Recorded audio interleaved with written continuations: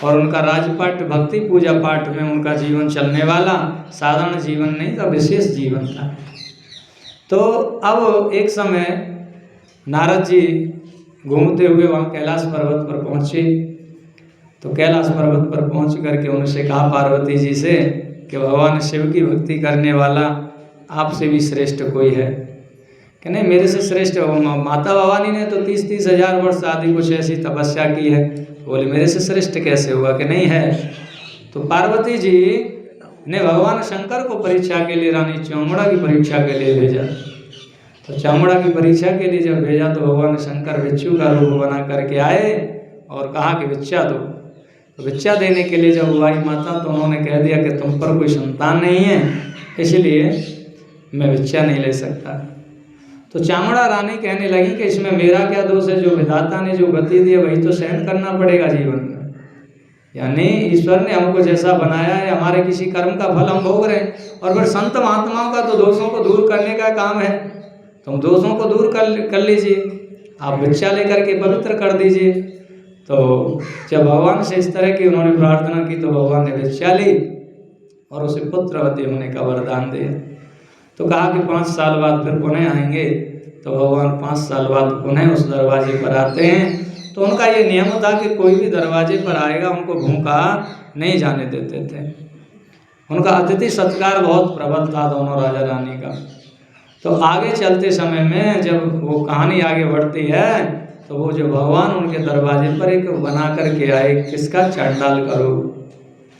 और चांडाल का रूप बना करके आए तो गृहस्थी के लिए कभी कभी धर्म संकट भी खड़ा हो जाता है कि क्या करें। तो आकर के उन्होंने भगवान ने उनको फांस दिया राजा रानी को कि भाई मैं मनिच्छित भोजन करना चाहूँगा। कि तो ठीक है, मनिच्छित भोजन करा देंगे, कौन सी बड़ी बात है। हम तो भोजन के लिए अतिथि तो हमारे यहाँ पे डेली हम तो खोजते हैं और आप ही आगे बहुत कृपा की ईश्वर ने।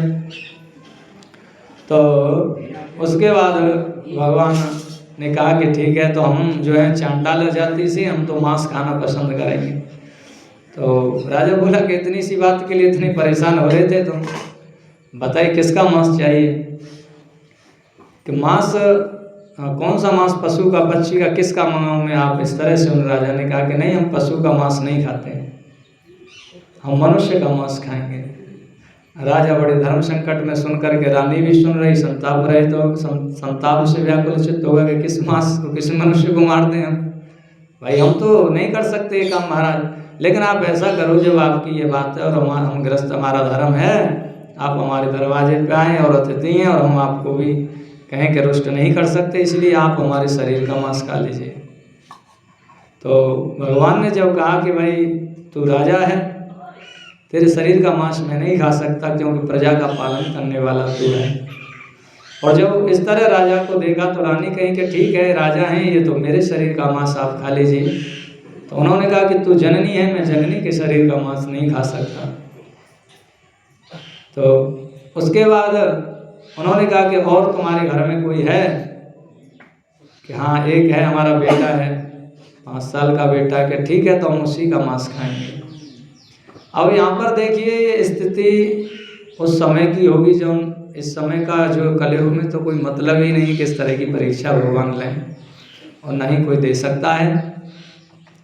तो माता से कहा कि ठीक है, वो अपने उस बेटा को तो ले आ, उसको काट के उसका मांस खिला दे मुझे। तो माता का अंतःकरण बहुत कोमल होता है, द्रवित होता है। तो कहने लगी कि इस बेटा को तो आप महाराज अपने साथ ले जाओ, हाथ पकड़ के दे दिया, लेकिन मैं अब मेरी आंखों के सामने से मत मारो, जंगल में ले जा करके इसको जो आप खा लेना।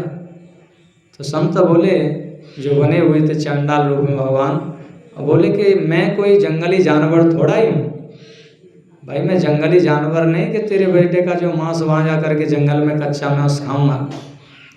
मुझे तो अपने हाथों से इसको काट और बना के खिला तो मैं खाऊंगा।